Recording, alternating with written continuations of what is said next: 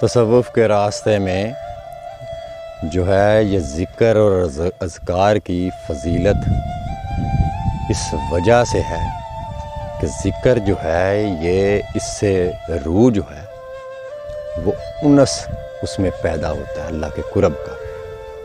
تو اس لیے مختلف مشائخ جو ہیں وہ اپنے اپنے طریقے سے جس طرح ان کے سلسلے ہیں یا جس طرح ان کے بزرگان عظائم نے ان کو وہ تربیت دی، جس طرح انہوں نے صحبت میں رہ کے ان چیزوں کو اختیار کیا، اسی طرح وہ اپنے مریدین کو بھی وہ تربیت کرتے ہیں ذکر کے ذریعے۔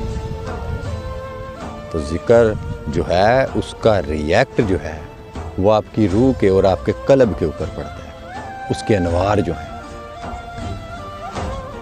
اس میں مختلف پھر آگے کیٹاگری ہیں، یعنی ذکر پاس نفاس ہے جسے خفی ذکر بھی کہتے ہیں، ایک ذکر جلی ہے جس کو بلند آواز میں کہتے ہیں۔ تو ذکر جلی بھی ہے، خفی بھی ہے، اخفی بھی ہے، مخفی بھی ہے، ذکر سری بھی ہے۔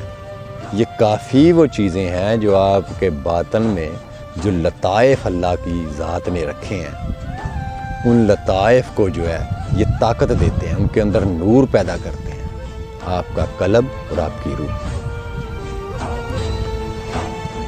تو اس لیے اس کو ذکر کو جو ہے جس طرح کے وہ طریقے کے ساتھ وہ شیخ مرید کی تربیت کرتا ہے اس طریقے کے ساتھ اس ذکر کو کرنا چاہیے، لیکن وہ ذکر جو ہے بغیر تصور شیخ کے اس کا کچھ فائدہ نہیں ہے۔ ذکر کے ساتھ اگر فکر نہیں ہے تو وہ صرف اور صرف جسم کشی کے سوا اور کچھ بھی نہیں ہے، وہ صرف آپ جو کر رہے ہیں وہ صرف جسم کشی ہے، اس سے آپ کو حاصل کچھ نہیں ہوگا۔ اس کے لیے تصور شیخ جو ہے وہ ریڑھ کی ہڈی کی مانند حیثیت رکھتا ہے اس ذکر میں۔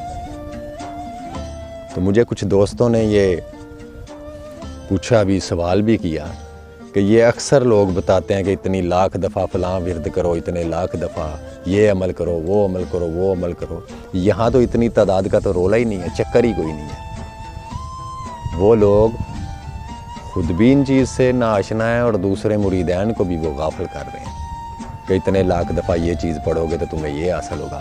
وہ تو اس بندے کو تعداد کے ساتھ چپکا رہے ہیں، اس کے شعور میں وہ تعداد ہی رہے گی، لیکن وہ ذکر کے ساتھ وہ فکر کو حاصل نہیں کرے گا، کیونکہ اس کا لاشعور جو ہے وہ اس تعداد کے ساتھ ہوگا جس تعداد کو وہ کر رہے ہیں۔ تو یہ سارے کے سارے جاہل لوگوں کے شیوے ہیں، یہ جاہل لوگوں نے جو اس راستے میں آ کے اس راستے میں آئے تو نہیں ہیں، لیکن وہ خود کے جو ہے وہ اہل تصوف ہونے کا وہ دعویٰ کرتے ہیں، حالانکہ ان کا تصوف سے کوئی تعلق نہیں، نہ وہ اس راستے سے واقفیت ہے ان کو، نہ وہ اس راستے کو سمجھتے ہیں۔ تو اس لیے ذکر کی تعداد کہیں بھی نہیں ہے کہ آپ نے اتنی تسبیحاں پڑھنی ہیں تو آپ نے فقیر بن جانا ہے، تو آپ یہ کریں گے تو آپ ولی بن جائیں گے، ایسے تھوڑی ہوتا ہے۔ یہ جتنے بزرگان دین نے اس راستے کو اختیار کیا، ان کے مشائخ نے کہیں بھی یہ نہیں بولا کہ آپ نے 2 لاکھ دفعہ درود شریف پڑھیں گے تو آپ اس مقام پہ پہنچ جائیں گے۔ ان کا جو اصل محور تھا وہ رجوع تھا، اللہ کے حضور خالص ترین ہو کے رجوع کرنا۔ اسی لیے تو اقبال صاحب نے فرمایا نا، سوداگری نہیں یہ عبادت خدا کی ہے، بے خبر جزا کی تمنا بھی چھوڑ دے۔ تو وہ تو سوداگری کر رہا ہے، وہ گن کے جو ہے وہ تعداد کے ساتھ چپکا ہوا ہے کہ میں اتنا ذکر کروں گا، اتنا ذکر کروں گا۔ اگر تعداد سے لوگ ولی بنتے نا تو بہت سے لوگ ایسے ہیں جنہوں نے 50 لاکھ دفعہ درود شریف پڑھا ہے اور دوسری چیزیں پڑھی ہیں، ذکر و اذکار کیا ہے، مختلف نوافل پڑھتے ہیں، مختلف جو ہے وہ اسماء مبارکہ کا وہ ورد کرتے ہیں، تو ان کو تو کچھ حاصل نہیں ہوتا ماں سوائے اس چیز کے کہ ان کے پاس ایک تعداد ہوتی ہے کہ ہم نے اتنی دفعہ پڑھا۔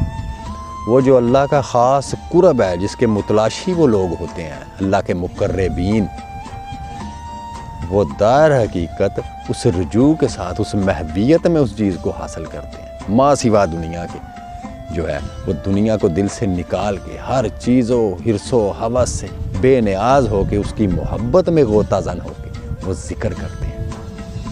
تب آپ کو اس ذکر کا ریئیکٹ ملے گا، اس کے اثرات، اس کے انوار آپ کی روح اور آپ کے قلب کے اوپر پڑیں گے۔ تعداد والے بندے کو تو آنسو بھی نہیں آئیں گے پھر۔ وہ لوگ جو تعداد سے نہیں چپکے، اس کی محبت میں ہے، غوطہ زن ہو کے اور اس شوق میں اس کو یاد کر رہے ہیں، اس کی بندگی کر رہے ہیں۔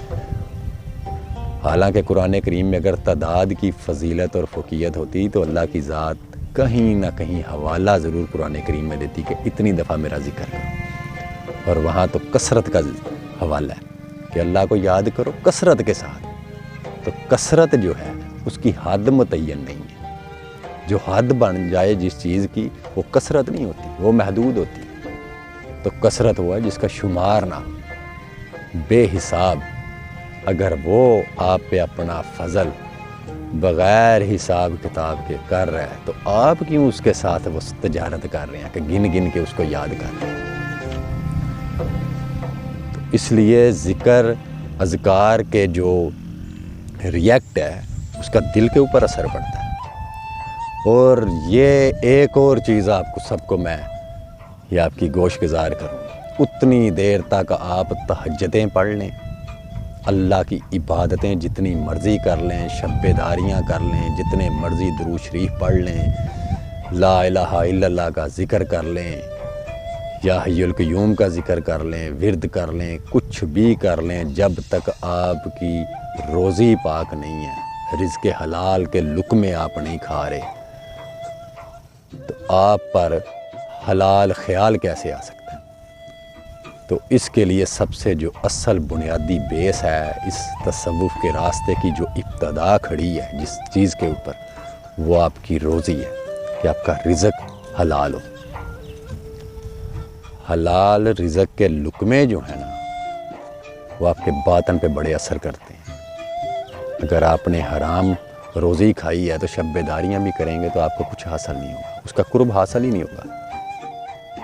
آپ اس دنیا میں ہر انسان کو ورگلا سکتے ہیں یا دھوکہ تو دے سکتے ہیں، لیکن اللہ کی ذات کے ساتھ آپ دھوکہ نہیں کر سکتے۔ تو نہ اس کو آپ لوگوں کے ذکر و فکر یا عبادتوں کی بھوک ہے، وہ ان سے بے نیاز ہے، اس کو کوئی طلب نہیں ہے آپ کی عبادت کی یا آپ کے ذکر و اذکار کی۔ آپ اپنی عبادت سے، شب داریوں سے نہ تو اللہ کو بڑا کر سکتے ہیں نہ کم کر سکتے ہیں۔ وہ ازل میں جیسا تھا وہ ویسا ہی ہے، ویسا ہی رہے گا۔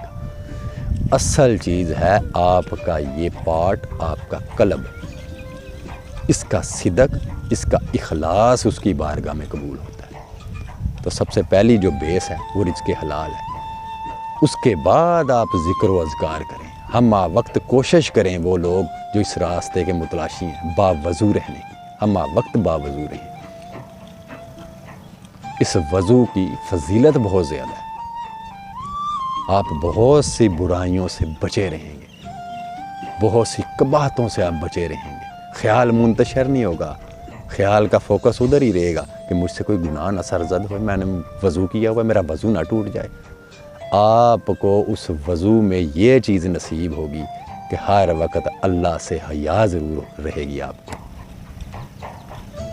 تو اس کے لیے رزق حلال اس کو استعمال کریں۔ حرام کے لقمے جو ہے وہ نہ خود کھائیں نہ اپنی اولاد کو کھلائیں، وہ پھر ان میں سے وہ ریئیکٹ کرے گی، وہ روزی جو انہوں نے کھائی تھی۔ اولادیں تو پھر ایسی ہی ہوں گی نا گھروں میں، نافرمان ہی ہوں گی، کیونکہ اس میں سے وہ حلال کا لقمہ ہی نہیں ہے اس میں۔ تو حلال کا لقمہ اس لیے ضروری ہے، اس لیے بزرگان دین نے محنت و مشقت کی، بڑی بڑی سختیاں انہوں نے برداشت کی اپنی روزی کو پاک کرنے کے لیے۔ کسی کے آگے ہاتھ نہیں پھیلایا، صدقہ نہیں مانگا، یہ ایسی چیزیں انہوں نے جو ہے مخلوق سے سوال نہیں کیا، ان لوگوں نے کوئی نہ کوئی اپنا ذریعہ یا روزگار کو اختیار کیا۔ تو اس کی ابتدا جو ہے وہ یہ ہے کہ آپ کا رزق حلال ہونا چاہیے، کوشش کریں ہر وقت باوضو رہیں، اور کثرت کے ساتھ استغفر اللہ رب من کل ذنب و اتوب الیہ کا ورد کی کریں۔ اس کے بعد درود ابراہیمی، جس کی فضیلت تمام درودوں کی بڑی فضیلت ہے، اس میں کوئی شک نہیں، لیکن جو شان درود ابراہیمی کو ملی کہ مخصوص کر دیا گیا اس کو نماز کے لیے، تو اس کی فضیلت بہت زیادہ ہے، اس کو پڑھیں، اس میں بھی تعداد کا استعمال نہ کریں، لا حول ولا قوت الا باللہ کا ورد کریں ساتھ، جتنی توفیق ہو آپ کو، 2 منٹ 4 منٹ جتنی توفیق ہو، آپ جو ہے اس تعداد کو فوکس نہ کریں بلکہ معیار کو فوکس کریں۔ ورجو کے چند جملے جو آپ خالص ترین دنیا سے بالکل منقطع ہو کہ اس کی حضوری میں وہ چیز پڑھتے ہیں، یاد کرتے ہیں، اس کا بہت درجہ، بہت فضیلت ہے۔ تو درود شریف، درود ابراہیمی اور لا حول ولا قوت الا باللہ اور استغفر اللہ رب من کل ذنب واتوب الیہ، یہ اس کی بیس ہے۔ اور جب بھی کچھ بھی پڑھیں آپ تو اپنی آنکھوں کو جھکا کے بند کر کے تو اپنے قلب کی طرف رجوع کر کے، کھلی آنکھوں سے لوگ اکثر عبادت کرتے ہیں، اس کا کوئی فائدہ نہیں ہے، کیونکہ آپ تو پھر ظاہری دنیا کو ہی دیکھیں گے، آپ کی توجہ تو دنیا کی طرف ہی ہوگی۔ اس جہان سے ڈسکنیکٹ ہو کے اپنے قلب کی طرف جو ہے پھر ذکر کیا کریں۔ اسی لیے تو علامہ اقبال سرکار فرماتے ہیں، ظاہر کی آنکھ سے نہ تماشا کرے کو، وہ دیکھنا تو دیدہ دلوا کرے کو، وہ دید کا جو شوق تو آنکھوں کو بند کر ہے، دیکھنا یہی کہ نہ دیکھا کرے کو۔ تو اس لیے ذکر اذکار کا بہت دخل ہے عبادت کا، شب بیداری کا۔ تو ورد وظیفوں میں جو تعداد میں لوگ الجھے ہوئے ہیں، وہ گائیڈ کرنے والے غلط لوگ ہیں، ان لوگوں کو خود بھی پتہ نہیں ہے اور دوسروں کو بھی وہ گمراہ کر رہے ہیں۔ محبت تعداد کا نام نہیں ہے، محبت تو ہر وقت سلگنے کا نام ہے، بے اختیاری کا نام ہے کہ آپ کا اپنا اختیار اس میں نہ ہو۔ وہ محبت نہیں ہے جس میں اختیار ہو، اور تعداد کا تعلق آپ کے اختیار سے ہے، اور محبت اختیاری کیفیت کا نام ہے۔